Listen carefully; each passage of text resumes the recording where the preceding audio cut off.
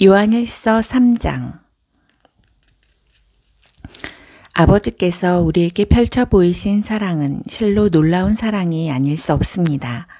그 사랑을 바라보십시오. 우리가 하나님의 자녀라 불리게 되었습니다.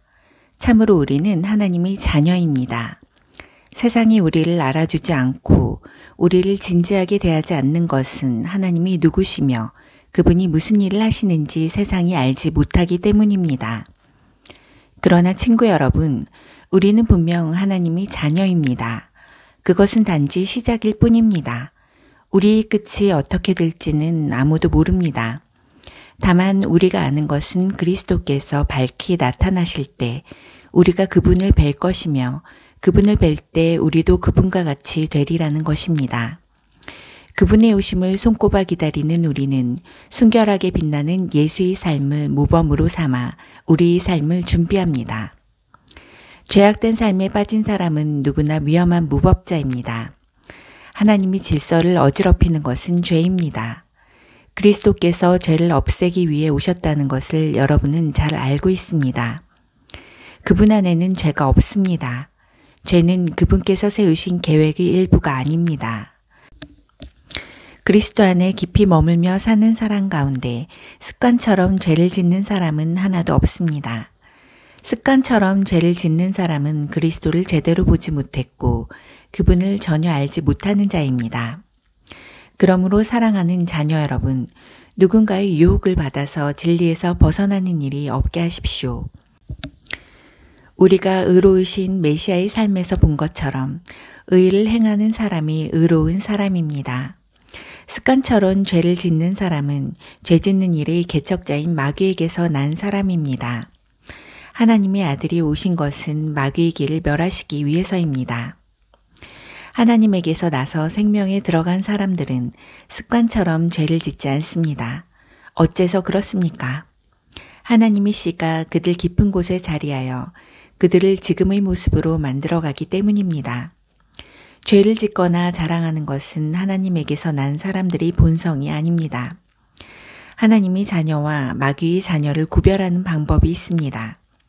의로운 삶을 살지 않는 자는 하나님에게서 난 사람이 아닙니다. 형제나 자매를 사랑하지 않는 자도 그러합니다. 간단한 기준이 아닙니까? 서로 사랑하십시오. 이것이 우리가 처음부터 들은 메시지입니다. 우리는 악한 자와 손잡고 자기 동생을 죽인 가인처럼 되어서는 안 됩니다. 그가 왜 동생을 죽였습니까?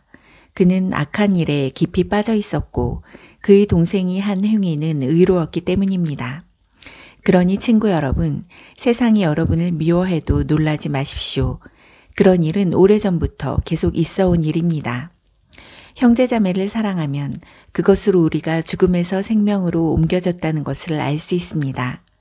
사랑하지 않는 사람은 죽은 사람과 같습니다. 형제나 자매를 미워하는 사람은 살인하는 자입니다. 영원한 생명과 살인이 서로 어울리지 않는다는 것을 여러분은 잘 알고 있습니다. 그리스도께서 우리를 위해 자기 목숨을 희생하신 것을 보고 우리는 사랑을 이해하고 경험하게 되었습니다. 그러므로 우리도 자기 자신만 위하는 것이 아니라 믿는 동료들을 위해 희생하며 살아야 합니다. 공경에 처한 형제나 자매를 보고서 도울 방법이 있는 여러분이 그들을 냉대하고 아무것도 도와주지 않는다면 하나님의 사랑은 어찌 되겠습니까? 사라지고 말 것입니다. 여러분이 하나님의 사랑을 사라지게 한 것입니다. 사랑하는 자녀 여러분, 사랑에 대해 말만 하지 말고 참된 사랑을 실천하십시오. 그것만이 우리가 참되게 살고 있으며 실제로 하나님 안에 살고 있음을 알 수 있는 유일한 길입니다. 또한 그것은 스스로를 비판할 일이 생기더라도 그 힘겨운 자기 비판을 멈추게 하는 길이기도 합니다. 하나님은 우리의 근심하는 마음보다 크시며 우리 자신보다 우리를 더 잘 아시기 때문입니다. 친구 여러분, 그렇게 마음을 살핀 뒤에 더 이상 우리가 자책하거나 스스로를 정죄하지 않으면 우리는 하나님 앞에서 담대하고 자유롭게 됩니다. 손을 내밀어 우리가 구한 것을 받을 수 있습니다. 그것은 우리가 하나님의 말씀을 행하고 그분을 기쁘시게 해드리는 일을 하기 때문입니다. 다시 말씀드리지만 하나님의 계명은 이것입니다. 곧 하나님께서 친히 이름 지어 주신 아들 예수 그리스도를 믿는 것입니다. 그리스도께서 우리에게 말씀하신 것은 처음 받은 계명대로 서로 사랑하라는 것입니다. 우리가 그리스도의 계명을 지키면 우리는 그분 안에서 충만히 살고 그분도 우리 안에 사십니다. 이렇게 우리는 그분이 주신 성령을 힘입어 그리스도께서 우리 안에 깊이 머무르고 계심을 경험합니다.